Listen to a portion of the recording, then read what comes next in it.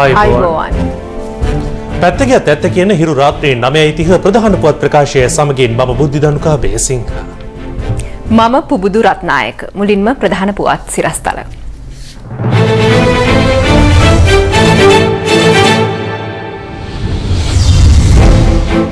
එළඹෙන සතියේ එජාපය වෙනසකට මුල පුරයි.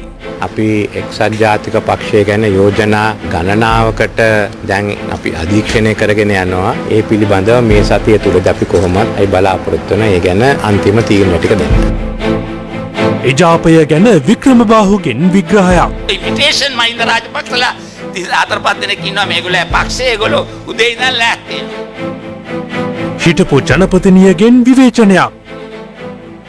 පාකිස්තානයේ බෝම්බ පිපුරුමකින් පුද්ගලයන් 33ක් ජීවිතක්ෂයට. සෙලින්කෝ ලයිෆ් ෆැමිලි සවාරි 7 වෙනි වරටත් සෙලින්කෝ ලයිෆ්. ලබන වසරේදී මෙරට පැවැත්වෙන ලෝක තරුණ සමුළුව පිළිබඳව ජනාධිපති මහින්ද රාජපක්ෂ මහතා සහ එක්සත් ජාතීන්ගේ මහලේකම්වරයාගේ නියෝජිතයෙකු අතර සාකච්ඡාවක් පැවැත්වුණා. මෙම සාකච්ඡාව පැවැත්වුණේ ඇමරිකාවේ නිව්යෝක් නුවරදී. ජනාධිපති මහින්ද රාජපක්ෂ මහතා සහ එක්සත් ජාතීන්ගේ මහලේකම්වරයාගේ තරුණයන් පිළිබඳ නියෝජිත අහමඩ් අල් හින්දාවි මහතා ඇතුළු ලෝක තරුණ සමුළුවට සම්බන්ධ යොවුන් නියෝජිතින් පිරිසක් මෙම හමුවට සහභාගී වී සිටියා. එහිදී එක්සත් ජාතීන්ගේ 68 වන මහා මණ්ඩල සැසිවාරයේදී ජනාධිපති මහින්ද රාජපක්ෂ මහතා සිදු කළ කතාවේදී තරුණයන් කෙරෙහි අවධානය යොමු කිරීම පිළිබඳව මෙම පිරිස ජනාධිපතිවරයාට ස්තුති පුද කර තිබෙනවා. ලබන වසරේ මේ මාසයේදී ශ්‍රී ලංකාවේ පැවැත්වෙන තරුණ සමුළුව වෙනුවෙන් සලසා ඇති විධිවිධාන පිළිබඳවද යොවුන් නියෝජිතයින් මෙහිදී ජනාධිපතිවරයා දැනුවත් කළ බවයි ජනාධිපති ප්‍රකාශක හා ජාත්‍යන්තර මාධ්‍ය ඒකකයේ සඳහන් කළේ. ලෝක තරුණ සමුළුව ආසියානු රටක පැවැත්වෙන ප්‍රථම අවස්ථාවද මෙයයි. ශ්‍රී ලංකාවේ ලැබෙන නොවැම්බර් මාසයේ පැවැත්වෙන පොදු රාජ්‍ය මණ්ඩලීය තරුණ සංසදයේද සත්කාරකත්වය ලබා දෙනවා. ලෝක තරුණ සමුළුවේ ගෝලීය උපදේශක රවි කරකරා මහතා සහ තවත් යොවුන් නියෝජිතයින් කීප දෙනෙක්ද මෙම හමුවට එක් වී තිබෙනවා. එක්සත් ජාතික පක්ෂය සම්බන්ධයෙන් එළඹෙන සතියේදී අවසන් තීරණ කිහිපයක් ගන්නා බව පක්ෂ නායක රනිල් වික්‍රමසිංහ මහතා පවසනවා. ඔහු මේ අදහස් පළ කළේ අනුරාධපුර සාරානන්ද පිරිවෙනේදී අද පැවති සාකච්ඡාවකින් අනතුරුවයි. දවසේ පුවත.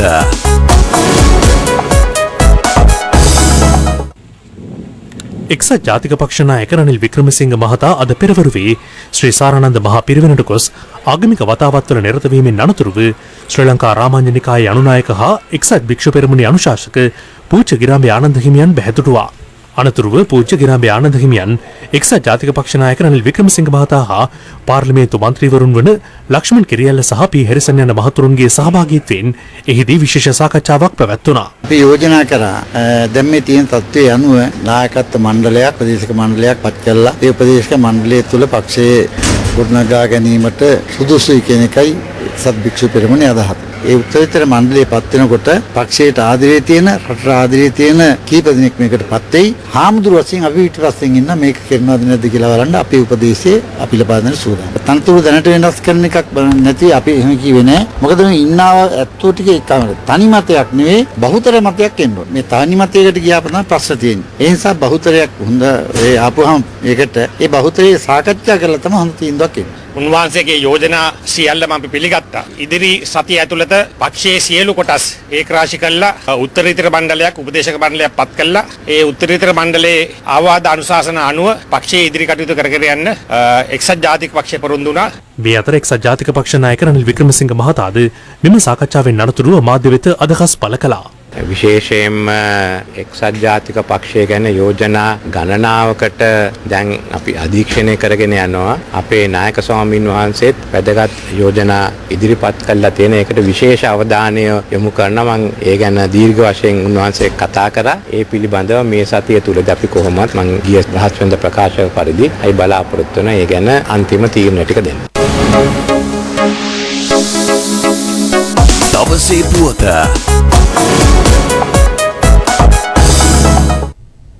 එක්සත් ජාතික පක්ෂයට සුදුසුම නායකයා රනිල් වික්‍රමසිංහ මහතා බව නව සමසමාජ පක්ෂයේ නායක ආචාර්ය වික්‍රමබාහු කරුණාරත්න මහතා පවසනවා. ඔහු මේ බව සඳහන් කළේ අද ඒකාබද්ධ විපක්ෂයේ කොළඹදී පැවති ප්‍රවෘත්ති සාකච්ඡාවේදී. විශාල කතාන්දරයක් යනවා එක්සත් ජාතික පක්ෂයේ නායකත්වය රනිල් වික්‍රමසිංහ මහත්තයා වෙනස් කරන්න ඕන කියලා. අපි රනිල් වික්‍රමසිංහ මහත්තයාට කියන්නේ කෙලින්ද නායකයෙක් ඉන්නවා නම් ඒ රනිල් වික්‍රමසිංහ මහත්තයා විතරයි. අපිට වැඩ කරන්න ඉන්නේ රනිල් වික්‍රමසිංහ මහත්තයා විතරයි. කෙනෙක් කියනවා මම ඉපදිලා තියෙන්නේ ජනාධිපති වෙන්න මට ජනාධිපති කමට තරග දුන්නා නම් මං කොඩොක් ගාලා දිනනවා. ඒකේ ඉතින් එහෙම දිනන්න පුළුවන්. කොහමද? ඒගොල්ලෝ ඔක්කොම බලන්නේ උදේට බලනවා ගිහිලා මූණ ළඟට මම මහින්ද රාජපක්ෂ වගේද කතා කරන්නේ මේ කළා බලනවා අන්දින කොටත් බලනවා මහින්ද රාජපක්ෂ වගේ තමයි. ඒකට මහින්ද රාජපක්ෂගේ කැලේ ටිකක් අහුවලා ඒකම කිව්වම මහින්ද රාජපක්ෂ වගේ දිනනවා. එහෙමයි. මහින්ද රාජපක්ෂ ඉමිටේෂන් මහින්ද රාජපක්ෂලා 34 දෙනෙක් ඉන්නවා මේගොල්ලෝ පක්ෂේ ඒගොල්ලෝ උදේ ඉඳන් ලෑස්ති වෙනවා. සුදු ඇඳලා හම් වල්නවා. ෂා ඒ විදිහමයි. දාලා ලෑස්තිලා මට ජනතාව කියන්නේ ජනාධිපති වෙන්න කියලා. ඊළඟ ටයිටල් එකට යන්න පුළුවන් එක්කෙනා කියලා මම තමයි. තව එකෙක් කියන්නේ ඌ කොහෙද මම තමයි. තව එකෙක් කියන්නේ. ඇත්තටම කෘත්‍ය අධිකාරී මණ්ඩලයෙන් තීරණයක් අරගෙන අපි අනුමත කළ ඉවර වෙලා රනිල් වික්‍රමසිංහ නායකතුමාව අපි අවුරුදු 6කට පත් කළා තියෙන්නේ. ඉතින් නායකයව 6කට පත් කළා තියෙන්නේ. ඉතින් ආයි පාරක් නායකයව වෙනස් කරන්න කාටවත් පුළුවන් කමක් නැහැ. උතුරු මැද හිටපු ප්‍රධාන අමාත්‍ය බර්ටි ප්‍රේමලාල් දිසානායක මහතාගේ දේහය පිළිබඳ අවසන් කටයුතු හෙට පස්වරුවේ සිදු කිරීමට නියමිතයි. ඒ අනුරාධපුර වලිසිංහ හරිශ්චන්ද්‍ර උද්‍යානයේදී. උතුරු මැද පළාත් හිටපු ප්‍රධාන අමාත්‍ය බර්ටි ප්‍රේමලාල් දිසානායක මහතාගේ දේහය මේ වන විට අනුරාධපුර ගුවන්තොටුපළ පාරේ පිහිටි ඒ මහතාගේ නිවසේ මහජන ගෞරවය සඳහා තැන්පත් කර තිබෙනවා.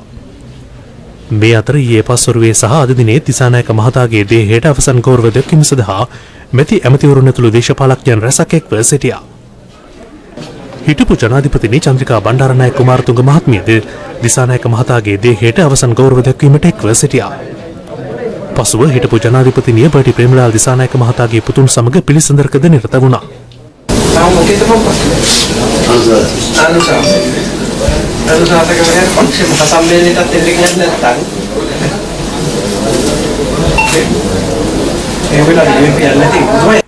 මේ අතර විපක්ෂ නායක රනිල් වික්‍රමසිංහ මහතාද අද පෙරවරුවේ බර්ටි ප්‍රේමලාල් දිසානායක මහතාගේ දේහයට අවසන් ගෞරව පුද කළා. ජ්‍යෙෂ්ඨ අමාත්‍ය රත්නසිරි වික්‍රමනායක ප්‍රජාතන්ත්‍රවාදී පක්ෂයේ නායක සරත් ෆොන්සේකා යන මහතුරුන් ඇතුළු මෙති ඇමතිවරුන්ද දිසානායක මහතාගේ දේහයට අවසන් ගෞරව දැක්වීමට පැමිණියා. එක්සත් ජාතීන්ගේ මානව හිමිකම් පිළිබඳ මහ කොමසාරිස්වරිය දින වකවානු ලබා දුන්නද එය ක්‍රියාත්මක කරන්නේ ශ්‍රී ලංකා රජයේ න්‍යාය පත්‍රයට අනුකූලව බව විදේශ කටයුතු අමාත්‍යාංශය පවසනවා. එහි ලේකම් කරුණාතිලක අමනුගම් මහතා සඳහන් කළේ මානව හිමිකම් චෝදනා සම්බන්ධයෙන් ශ්‍රී ලංකා රජය අනුගමනය කරනු ලබන ක්‍රියාපිළිවෙත ලබන මාර්තු මාසයේදී එක්සත් ජාතීන්ගේ මානව හිමිකම් කවුන්සිලයට ඉදිරිපත් කරන බවයි. ස්විට්සර්ලන්තයේ ජිනීවා නුවර පැවැත්වෙන එක්සත් ජාතීන්ගේ මානව හිමිකම් කවුන්සිලේ 24 වන සැසිවාරයට ශ්‍රී ලංකාව සම්බන්ධයෙන් වාර්ෂික වාර්තාවක් ඉදිරිපත් කෙරුණා. මානව හිමිකම් පිළිබඳ මහ කොමසාරිස් නවනීදන් පිල්ලේ මහත්මිය වෙනුවට එය ඉදිරිපත් කළේ එහි නියෝජ්‍ය මහ කොමසාරිස්වරියයි. එහිදී එය පැවසුවේ ප්‍රත්‍යක්ෂ ලෙසම ප්‍රතිඵල ලබා දෙන ශක්තිමත් යාන්ත්‍රණයක් පිහිටුවීමට ශ්‍රී ලංකාවට ලබන වසරේ මාර්තු මාසය දක්වා කාලය ලබා දෙන බවයි. කෙසේ වෙතත් මෙම ප්‍රකාශයට පිළිතුරු ලබා දෙමින් විදේශ කටයුතු අමාත්‍යාංශය සඳහන් කළේ චෝදනාවලට පිළිතුරු ලබා දීමේ න්‍යාය පත්‍රය තීරණය කරන්නේ ශ්‍රී ලංකා රාජ්‍යය බවයි. මේ ක්‍රියාත්මක කිරීම අත්වශයෙන්ම මේක රජයේ වගකීමක් කල්තුමක්. ඒ වගකීම හිතකම තියෙන්නේ ශ්‍රී ලංකා ජනතාවට. ඉතින් ශ්‍රී ලංකා රජය තීරණය කරනවා මේ දින වකවානුවෙන් කොහොමද කරන්නේ කියලා. ඒ කියන්නේ ඒක කරන්න පුළුවන් ඒවා තියෙනවා, කරන්න බැරි දේවල් තියෙනවා. ඉතින් අපි කරන දේවල් ඊළඟ මාර්තු වල තියෙන සතිවාරයට අපි ඉදිරිපත් කරනවා. මේ ඡන්දෙදී විපක්ෂයේ පරාජයට හේතු වුණු පාට් එකක් තියෙනවලු. ඒ මොකක්ද කියලා දැනගනිමු. රටවට කර බැන්දත් කටවට කර බඳින්න බැරි වැට නැති කටෙන්.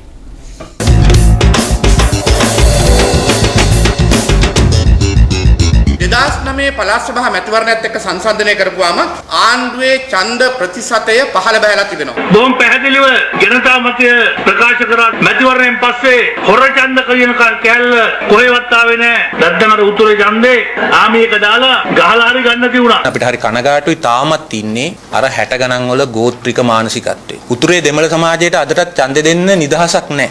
ඒක ආණ්ඩුවේ පරාජය. ආණ්ඩුව උඩට යන ගමන නතර වෙලා. එක්සත් ජාතික පක්ෂයට ජයග්‍රහණය ලබන්න බැරි වෙලා තියෙන බෑත්. හැබැයි ආණ්ඩුව ඉදිරි ගමනත් නතර වෙලා. මට කියන්න තියෙන්නේ අපි මේ ඡන්දය පරාද. ඒ අපේ අඩුපාඩු සහ අපේ ගොම්පාට් නිසා අපි පෙරදුනේ.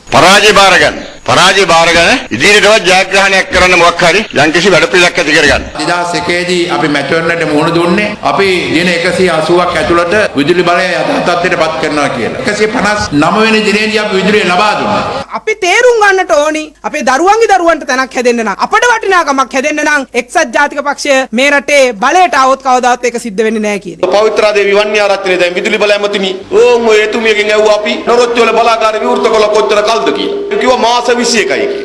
අපි ඇහුවා මාස 21කට කී පාරක් කැඩුනද කියලා. 27යි කිව්වා. අපි ඇහුවා කොහෙද කැඩුනේ කියලා. ඒතර පවිත්‍රා දේවි කියනවා එක දවසක් බෙල්ට් එක කැඩුනා. ඊළඟ දවසේ උඳුන කැඩුනා. ඊළඟ දවසේ පත්තු කරන තැන කැඩුනා. ඊළඟ දවසේ අලු පුච්චන තැන කැඩුනා.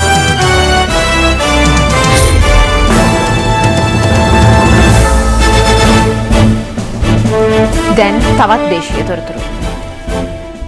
දැන් CIA විශේෂාංගය.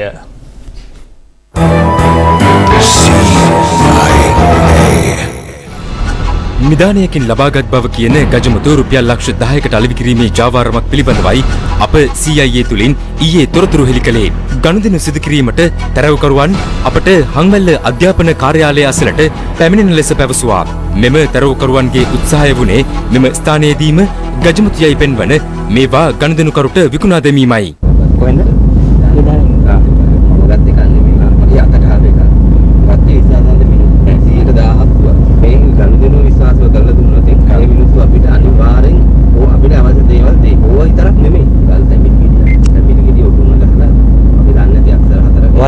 ඒක දැක්කද? මම දැක්කද මම ගල්පියන් දෙක දැන් උනත් අරන් ගහලා දෙන්නේ. දැන් පිළිගිරිය ඇතුලේ තියෙන තෙල් වගේ.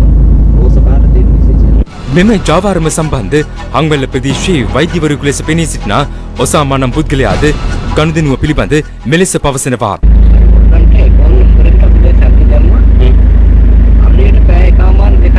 බඩු ඔක්කොම අරගන්න යන්න දවසක මම වාහනයක් දාගන්න.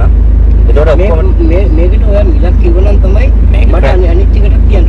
මෙම ගජමුතු ජාවාරමේ ඇතුළාන්තය සොයා බැලූ හිරු CIA කණ්ඩායම තහවුරු කරගත්තේ මෙම ජාවාරම්කරුවන් පෙන්වන්නේ ඇතුන්ගෙන් ලබාගත් සත්‍ය ගජමුතු නොවන බවයි. මේවා සතුන්ගේ ඇටකට වලින් සාදා ඇති අතර හොඳින් ඔපදමා සැබෑ ගජමුතු ලෙස වර්ණ ගන්වා තිබෙනවා. මේ ඔබ දකින්නේ සත්‍ය ගජමුතු කිහිපයක්. ජාවාරම්කරුවන් පෙන් වූ ගජමුතු සහ සත්‍ය ගජමුතු අතර පැහැදිලි වෙනස්කම් දැකිය හැකියි. ප්‍රධාන වශයෙන් වරින් හා වර්ණයෙන් සැබෑ ගජමුතු හා ව්‍යාජ ගජමුතු වෙන් කර හඳුනා ගැනීමට පුළුවන්. සතුන්ගේ ඇට කැබලි වලින් සාදා ගනුදෙනුකරුවන් රවටන ව්‍යාජ ගජමුතු ජාවාරම මේ දිනවල රට පුරා ජයටම කෙරීගෙන යන්නක්. අප මේ හෙළිදරව්වෙන් ඔබට අවධාරණය කරන්නේ හෙට දිනේ ව්‍යාජ ගජමුතු වලට රැවටි ඔබ සතු මුදල් අහිමි කර නොගන්නා ලෙසයි.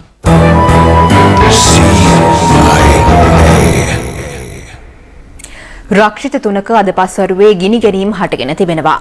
ඒ පූනාගල කාසල්රී සහ සෝමාවතිය යන රක්ෂිතයන් තුලයි. වැල්ලවාය පූනාගල රක්ෂිතයේ ගිනි ගැනීම ආරම්භ වී ඇත්තේ අද පස්වරු 2ට පමණ. ඒ වැල්ලවාය හොරබොක්ක කඳුවැටිය සහ පූනාගල කඳුවැටිය ආශ්‍රිත ප්‍රදේශවලයි. මෙම ගින්නෙන් පූනාගල රක්ෂිතයේ අක්කර 500ක පමණ කොටසකට ගින්නෙන් හානි පැමිණ ඇතැයි අප වාර්තාකරු සඳහන් කළා. අදාළ ගින්න මෙවන විටත් පැතිරමින් පවතින අතර අප වාර්තාකරු පැවසුවේ ගින්න මැඩ පැවැත්වීමට තවමත් පියවරගෙන නොමැති බවයි. මේ අතර කාසල්රී ජලාශය ආශ්‍රිත රක්ෂිතයේද අද පසුරුවේ ගින්නක් හටගෙන තිබෙනවා. ඒ නෝවුඩ් මස්කලිය ප්‍රධාන මාර්ගයේ නිව්වැලි වත්ත ප්‍රදේශයේදී. කාසල්රී රක්ෂිතය තුළ ඉලුක්ෂාකය බහුලව පවතින අතර මේ දිනවල පවතින වියලි කාලගුණික තත්ත්වය සහ සුළං හේතුවෙන් ගින්න වේගයෙන් පැතිර ගොස් තිබෙනවා. පසුව ගින්න මැඩ පැවැත්වීමට පියවරගෙන ඇත්තේ නෝවුඩ් පොලිසිය මැදිහත් වීමෙන්. පොලිසිය පවසන්නේ මෙය කිසියම් පුද්ගලයෙකු විසින් සිදු කළ ගිනි තැබීමක් බවයි. මේ අතර පොළොන්නරුව සෝමාවතිය රක්ෂිතයේද අද පසුරු 1ට පමණ ගින්නක් හටගෙන තිබෙනවා. ඒ සෝමාවතිය රක්ෂිතයේ මැද ශාලාව ප්‍රදේශයේදී. තම වැටුප්තල සංශෝධනය කළද හිඟවැටුප් ගෙවීම සම්බන්ධයෙන් මතුව ඇති ගැටලු නිරාකරණය නොකිරීමට විරෝධය පළ කරමින් සමස්ත ලංකා සුවල් සේවා සංගමයේ විරෝධතා ව්‍යාපාරයක නිරත වීමට සූදානම් වනවා. එම සංගමේ ප්‍රධාන ලේකම් ගාමිණී කුමාරසිංහ මහතා මේ අදහස් පළ කළේ අද පැවති මාධ්‍ය හමුවකදී. 2006 චක්‍රලේඛනයේ පදනම් කරගෙන බඳවා ගැනීමේ පරිපාටි සංශෝධනය කරන්න ආණ්ඩුවට අවුරුදු 7ක් ගත වෙලා තියෙනවා. සෞඛ්‍ය සේවාවේ ශ්‍රේණි 100කට ආසන්න ප්‍රමාණයක් තියෙනවා. ශ්‍රේණි 11කටයි අදටත් බඳවා ගැනීමේ පරිපාටි සංශෝධනය කරලා තියෙන්නේ. තාමත් බැරි වෙලා තියෙනවා නිවැරදි විදිහට වැටුප් තල සකස් කරලා හිඟ වැටුප් සහිතව මුදල් ගෙවන්න. 2006 සිට 2012 දක්වා හිඟ වැටුප් නතර කරලා 2012 සිට වැටුප් ගෙවීමට අවශ්‍ය උපදෙස් නිකුත් කරනවා. ලබන මාසේ 3 වෙනිදා සිට උද්ඝෝෂණ ආරම්භ කරනවා. ඒ උද්ඝෝෂණ වලට උත්තරයක් දුන්නේ නැත්නම් අපට සිද්ධ වෙනවා අනිවාර්යෙන් ඉදිරියට වැඩ වර්ජන ක්‍රියාමාර්ගයක් දක්වා මේ ක්‍රියාමාර්ග ඉස්සරහට ගෙනියන්න. මෙරට රථවාහන තදබදය අවම කිරීම සඳහා ගෙන ඇති ඇතැම් විකල්ප ක්‍රියාමාර්ග තවත් අර්බුදයක් බවට පත් වූ අවස්ථා දක්නට ලැබෙනවා. එවැන්නක් කොළඹ බම්බලපිටිය ප්‍රදේශයේදී අපට දැකගත හැකි වුණා. මේ හිරු ප්‍රවෘත්ති ඒ පිළිබඳව කළ සොයාබැලීමක්. මේ බම්බලපිටියේ සිට කොල්ලුපිටිය දක්වා මෑතකදී ප්‍රතිසංස්කරණය කළ ප්‍රධාන මාර්ගයයි. බම්බලපිටිය මන්සන්දියේ සිට කොල්ලුපිටිය මන්සන්දිය දක්වා බස් රථ ධාවනය වෙනුවෙන් මං තීරුවක් මෙහි වෙන් කර තිබෙනු දකින්නට පුළුවන්. ඒත් එම තීරුව බස් රථ ධාවනයට පමණක් සීමා වන්නේ නැහැ. මොරටුව අඟුලාන ගල්කිස්ස මෙන්ම කළුදර ගාල්ල මාතර සහ හම්බන්තොට යන දිස්ත්‍රික්ක වලින් පැමිණෙන සියලු බස් රථ කොළඹ බලා ගමන් කළ යුතු වන්නේ මෙම බස් රථ ධාවන තීරුව හරහා. නමුත් මේ බස් රථ ධාවන තීරුවේ ගමන් කිරීමේදී Taman මෙවන විට අපහසුතා රැසකට මුහුණ දී ඇති බවයි බස් රථ රියදුරන් පවසන්නේ. බස් ලේන් එකේ පොඩි වාහනයක් දාගත්තාන් පස්සේ ආපස්සෙන් තමයි අපි යන්න ඕනේ. ඉතින් සාමාන්‍යයෙන් කාලයලෙන ඉවර්ට යන මගින්ට මේ සෑහෙන අවස්ථාවක් ලක් වෙනවා මේ නිසා. පොලිසියෙන් හරි මේල දඩකොල්ල ලියනවා. ඉතින් කරන්න දෙයක් නැහැ. ඉතින් අපිට ඒ ලේන් එකේම යන්න බෑ එක දිගට. ඒක කරදරයි. කාර්යයම නවත්තලා දෙනවා නිතරම වගේ. දෙවිල්ලන් එමින් හැරෝ යමුනට දැම්මම තල්ලනවා මගෙන්ම තමයි යන්න තියෙන්නේ. මේ ලයින් එකේම තමයි යන්න තියෙන්නේ. මෙම විකල්ප ක්‍රියාදාමය තුලින් තමන්ද අපහසුතාවයට පත්ව සිටින බව ත්‍රිරෝද රථ රියදුරන් පවසනවා. වම් පැත්තෙන් අපිට යන්න තියෙන්නේ. වම් පැත්තේ මේ පාරේ යන්න බෑ කොහොමද බස් ලයින් එකින්ද. මෑත තීරුව යනකොට අතලෙට වැඩි ගියොත් එම අපිට ප්‍රශ්නයක් එනවා පොලිසියෙන් ලියනවා. ඉතින් මේ ලොකු බස් ලේන් එකක් කියලා දාලා තිනවා. ඒ ඇත්තටම වැඩක් නැහැ. යන ගමන් අත දැම්මොත් නවත්තලා ගන්න බෑ. පිටිපස්සේ බස් එකේ ලෝන් කරනවා. ඒක අතින් පොලිසියත් ඇවිල්ලා නවත්තන්න බෑ කියලා ලියනවනේ. අල්ලලා 550 දඩත් ගවන්න ඕනේ. කෙසේ වෙතත් බස් රථ රියදුරන් පවසන්නේ මෙම විකල්ප ක්‍රියාමාර්ගය නිවැරදි ලෙස නියාමනය වන්නේ නම් මෙම ගැටලුවට විසඳුම් ලබාගත හැකි බවයි. එකම විදිහට යන්න ගියොත් එහෙම එක අපිට මේ රස්තාව කොහොමද කරන්න බෑ.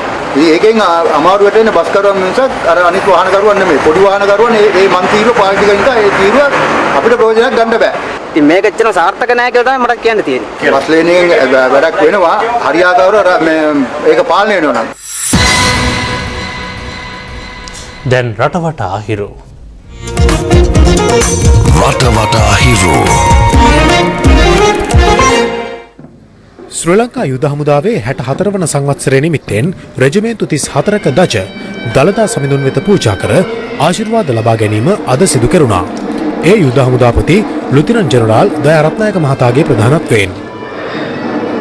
මේ අතර ශ්‍රී ලංකා පොලිස් දෙපාර්තමේන්තුවේ 147 වන සැමරුම නිමිත්තෙන් ශ්‍රී මහා බෝධීන් වහන්සේ අභියසදී වාර්ෂිකව පවත්වන සලු පිළිවන්දනාව හා කප්රුක් පූජාව ඊයේ සිදු කෙරුණා. උණවටුන වෙරළ තීරය කාදනය වීම පිළිබඳව බලධාරීන් මෙතෙක් නිසි අවධානයක් යොමු කර නොමැති බව උණවටුන ප්‍රදේශයේ හෝටල් හිමියන් චෝදනා කළේ අද පැවති මාධ්‍ය හමුවකදී. බදුල්ල හාලිහැල ක්වීන්ස්ටන් වතුයායේ පදිංචි කාන්තාවක් සිය අලුත උපන් බිලිඳා නිවස පිටුපස වළදමා තිබියදී බදුල්ල පොලිසිය සොයාගනු ලැබුවේ ප්‍රදේශවාසියෙකුගෙන් ලැබුණු තොරතුරකට අනුවයි. වවුනියාව පිරිප්පන් මඩුව රක්ෂිතයෙන් අල්ලාගත් කුළුමී හරකෙකු ඝාතනය සඳහා රැගෙන යමින් සිටියදී වනජීවි නිලධාරීන් විසින් පුද්ගලයන් 5 දෙනෙකු අත්අඩංගුවටගෙන වවුනියාව වතුරපරයා වෙත ඉදිරිපත් කිරීමෙන් පසු හිරු ප්‍රවෘත්ති සමගින් දැන් විදේශ පුවත්. පාකිස්තානයේ පෙෂාවර් නගරයේ සිදු වූ බෝම්බ පිපිරීමකින් පුද්ගලයන් 33 දෙනෙකු ජීවිතක්ෂයට පත්ව තිබෙනවා. විදේශ මාධ්‍ය පැවසුවේ ප්‍රහාරයෙන් තවත් 80කට අධික පිරිසක් තුවාල ලබා ඇති බවයි. ඒ ගැන තොරතුරු සහ තවත් පුවත් සමගින් දැන් ලොව වටා හිරු. ලොව වටා හිරු. පේශාවර නගරයේ ජනාකිරණ වෙළඳපොළක් අසල සිදු වූ බෝම්බ ප්‍රහාරයෙන් ගොඩනැගිලි සහ රථවාහන රැසක් ගිනිබත් වුණා. මෙම ප්‍රදේශය අල් කයිඩා සහ තලිබාන් සරන්කාමින් ගහන ප්‍රදේශයක් ලෙසයි සැලකෙන්නේ. වෙළඳපොළ අසල පිහිටි පොලිස් ස්ථානය ප්‍රහාරයේ ඉලක්කය වන්නට ඇති බවට සැක පළවනවා. ප්‍රහාරයේ වගකීම මෙතෙක් කිසිවෙකුත් බහරගෙන නැහැ. සූඩානයේ රාජ්‍ය විරෝධී උද්ඝෝෂකයින් සහ ආරක්ෂකංශ අතර අදත් ප්‍රබල ගැටුම් ඇති වුණා. ජනාධිපති ඔමාර් හසන් අල් බෂීර් හට සිය දුරෙන් ඉවත් වන ලෙස බල කරමින් ජනතාව උද්ඝෝෂණය නිරත වන්නේ සතියක පමණ කාලයක සිටයි. ඉන්ධන මිල ඉහළ දැමීමට ගත් තීරණයට ජනතාව විරෝධය පළ කරන නමුත් එම තීරණය කිසිදු වෙනසක් නොකරන බව රජය අවධාරණය කරනවා. පසුගිය සතිය පුරා පැවති උද්ඝෝෂණවලදී 33 දෙනෙකු ජීවිතක්ෂයට පත් වුණා. පෝටරිකෝ රාජ්‍යයේ වෙසෙන චිහුන්හුවා වර්ගයට අයත් මිලි ලොව කුඩාම සුනකයා ලෙස සැලකෙනවා. මිලිගේ උස අඟල් 3.8ක්. මිලි මේ වන විට ගිනස් ලෝක වාර්තා පොතටද ඇතුළත් වී සිටිනවා.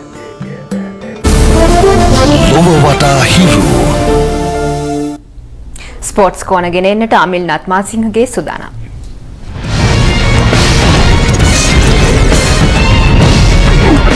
Hero Sports Corner.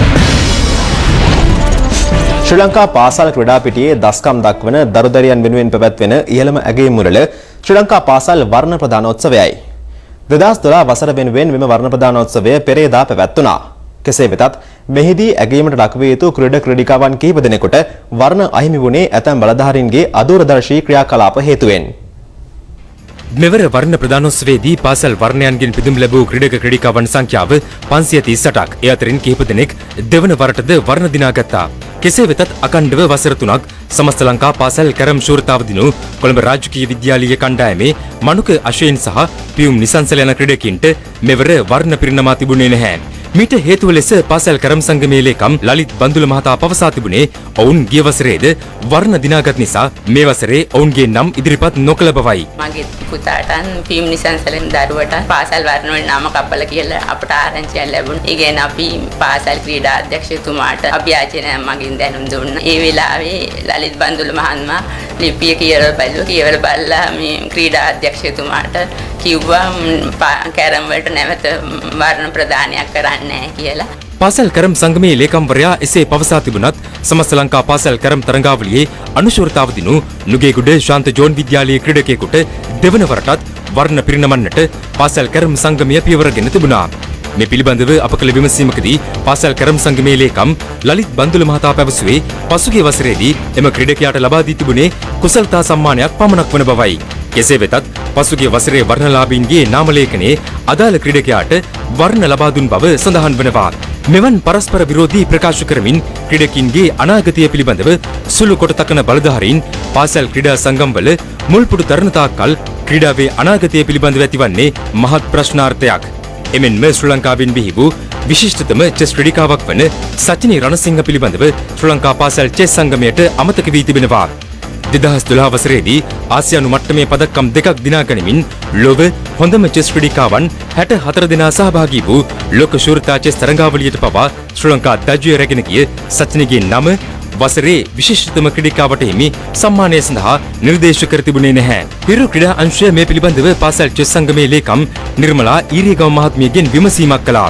එහිදී අය ප්‍රකාශ කළේ පසුගිය වසරේ දස්කම් පිළිබඳව දැනුම ඇත්තේ හිටපු ලේකම්ට බවයි. කෙසේ වෙතත් වසර ගණනක් පාසල් චෙස් සංගමේ නිලධාරිනියක් ලෙස කටයුතු කළ ඊරියගම මහත්මියට ලෝක ශූරතා තරඟාවලිය පවා නියෝජනය කළ සචිනි පිළිබඳව දැනුමක් නොමැතිවීම විමතියට කරුණක්. ක්‍රීඩාවේ ජාත්‍යන්තර ජයග්‍රහණ බලාපොරොත්තුවෙන් මේ දිනවල ඉතා විශාල මුදල් ආයෝජන සිදු කරනවා. නමුත් පාසල් ක්‍රීඩා සංගම් නිලධාරීන්ගේ මෙවැනි අමනෝඥ ක්‍රියාකලාප දිගින් දිගටම සිදු වුවහොත් ජයග්‍රහණ තබා නිරවුල් මනසකින් යුත් ක්‍රීඩක ක්‍රීඩිකාවන් පිරිසක් සොයා ගැනීමත් කලුනික සොයන්නා වැනි කටයුත්තක් වනු ඇති. ඉන්දිය ක්‍රිකට් පාලක මණ්ඩලයේ නව සභාපතිවරයා ලෙස එන් ශ්‍රීනිවාසන් මහතා නැවතත් පත් වුණා. ඒ අද පැවති ඉන්දිය ක්‍රිකට් පාලක මණ්ඩල නිලවරණයේදී සභාපති ධුරය සඳහා නාම යෝජනා ඉදිරිපත් කර තිබුණේද ශ්‍රීනිවාසන් මහතා පමණයි. කෙසේ වෙතත් සිය බෑනනුවන් වන ගුරුනාත් මේයප්පන් IPL තරග මුදලට පාවා දීමේ චෝදනා ලබා සිටීම හේතුවෙන් ශ්‍රීනිවාසන් මහතා පසුගිය කාලයේදී ඉන්දිය ක්‍රිකට් පාලක මණ්ඩල සභාපති ධුරයෙන් తాවකාලිකව ඉවත් වී සිටියා. දේශීය කෙළවීමේ තොරතුරු කිහිපයක් ඔබ වෙත ගෙනෙන්නට අපි දැන් සූදානම්.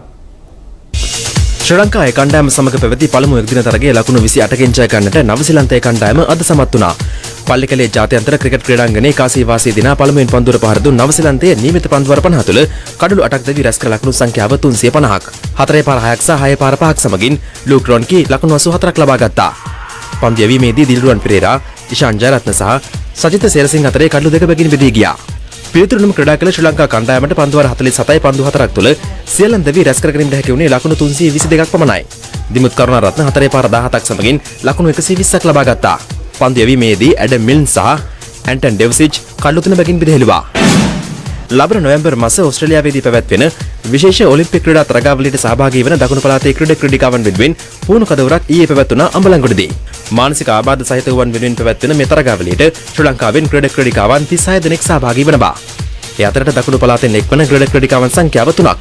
බැඩ්මින්ටන් ක්‍රීඩාව සහ මීටර් 200 ධාවන එසව නියෝජනය කරමින් ක්‍රීඩකවන් 2 දෙනෙක් මේ සංචාරයට එක්වන අතර දකුණු පළාතේ ක්‍රීඩකෙක් පිරිමි ක්‍රිකට් කණ්ඩායමද නියෝජනය කරනවා. විශේෂ ඔලිම්පික් සෙරන්ඩි වැඩසටහන මගින් පැවැත් වූ මෙම කඳවුරේදී වයස අවුරුදු 8න් පහළ මානසික ආබාධ සහිත දරුවන් වෙනුවෙන්ද විශේෂ ක්‍රියාකාරකම් සංවිධානය කර තිබුණා. ඒ සමගින් ස්පෝර්ට්ස් කොන තුලින් අදට ඔබෙන් සමගන්නවා. හෙට දිනේ දේශ විදේශ ක්‍රීඩා පිටියේ වාර්තා වන තොරතුරු සමගින් හෙට රාත්‍රියේ 7 අපගේ ප්‍රධාන ප්‍රවෘත්ති විකාශයෙන් හමු වෙමු. ඔබට සුබ රාත්‍රියක්. Hero Sports Corner. සිරුරේ ප්‍රතිශක්තිය වඩවා රෝගවලින් සුරැකව ඉන්න කලඳුරු තෙල් බරකවෙතින්. හිරු රාත්‍රී 9:30 ප්‍රධාන පුවත් ප්‍රකාශය මිනිමාවට පත්වනවා. පැත්තක් නැතුව ඇත්ත දැනගැනීමේ අයිතිය තවදුරටත් තහවුරු කරගන්නට ඔබේ ජංගම දුරකථන ජාලය අනුව තිරේ දිස්වන පරිදි හිරු ප්‍රවෘත්ති SMS සේවාව සක්‍රිය කරගන්න. සුබ රාත්‍රියක්.